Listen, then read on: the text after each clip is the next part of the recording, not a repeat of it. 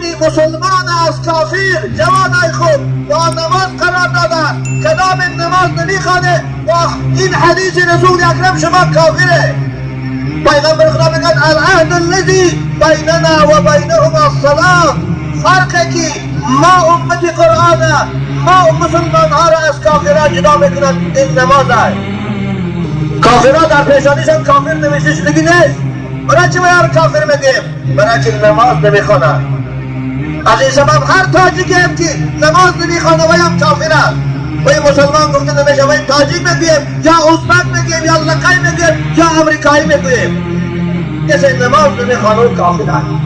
بنده که نماز نمیخواند وای با خدا رابطه ندارد. بنده که نماز نمیخواند وای فرمان خداش بجا نمیبیارد. پروردگار هر روز شما را امر کردی است که بنده من نماز خوان. وقتی که صبح دمید امر الهی بالای تو نمیبیاد و اقیم الصلاة. وقتی که پیشین درآمد با فرمان خدا بالای تو نمیبیاد و اقیم الصلاة. نماز عصر شد باز فرمان خدا تکرار میشود و اقیم الصلاة نماز خوان. تو در یک روز 5 بار فرمان خدا رو بجا نمیبیاری. چگونه شرط نداشته خود مسلمان بگیری؟ پدرای عزیز شما بچه هاتان 1 بار 2 بار 4 فرمه دمتان نگیرد از بحری همون بچه بیزار بشه. همون بچه را از خانه پیش میکنه. برای چی خدا شما را از بندگیش محروم میکرده؟ مگر شما محتاج خدا محتاج شما هست؟ حضرت مولوی میگد خوب گوید حمدلله جلد خنزیری به من تا نگشتم آدمی در بین انسان بینما. ای شرمنده ها ای خدا زده ها خوب از شما بهتر است. خوب حمد خدا رو میگوید که پروردگارا من خوب کردی. من در نظر آدم ها بسیار بدنما کرده نشان دادی اما الحمدلله که بے نماز کن نکردی. فهمیدی ساده گپی منه؟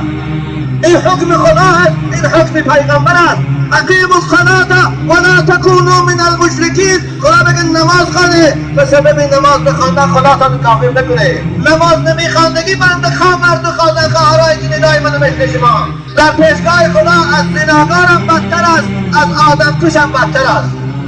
بنابر نماز این فرقی بین مؤمن و کافر است. فویل للمصلین الذین هم عن صلاتهم ساهون.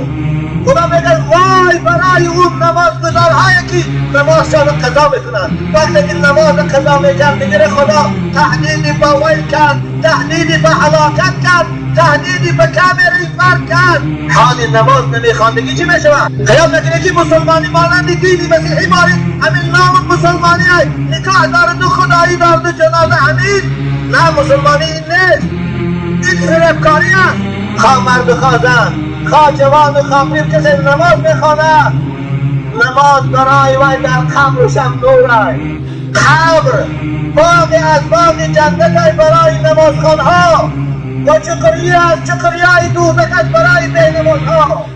کسی نماز نمیخوانه وی نور نداره. قبرش نور نداره. قبری وی چقریه از چقریه دوزخ است. کسی نماز نمیخوانه وی حجت و سند نداره برای بنده مؤمن در پیشگاه خدا. کسی نماز نمیخوانه وی از دوزخ نجات نمییابد. نجاتی نمییابد. و این بی نماز اگرچه بچه ایشان است، اگرچه بچه مقصوم است، اگرچه داداش ماماش نماز خوان بود خودش بی نماز است. رسول اکرم گفت و کان یوم القیامه مع فرعون و هامان. روز قیامت همراه فرعون است، همراه هامان است، همراه قارون است، همراه ابی بن خلف است. اگر شما این 4 نفر نشناسه به نمازها شما روز قیامت همراه زید ده، همراه ستال ده، همراه کلبرگ ده، همراه انگلیس ده. شما همراه اونها هستی. 5 وقت نماز. ای ناجوان مردا 24 ساعت خدا در اختیار شما داد. 12 ساعت شب، 12 ساعت روز. این 5 وقت نماز اگر شما وقت جدا کنه 10 دقیقگی وقت میشه 50 دقیقه بشه. یعنی 1 ساعت در 24 ساعت شما بندگی خدا رو میکنه. 23 ساعت در اختیار خدا هستی. مگر همین 1 ساعت هم بندگی نکنه سزاوار هستی خدا رو بندگی خدا کنی. شرم نمیداره.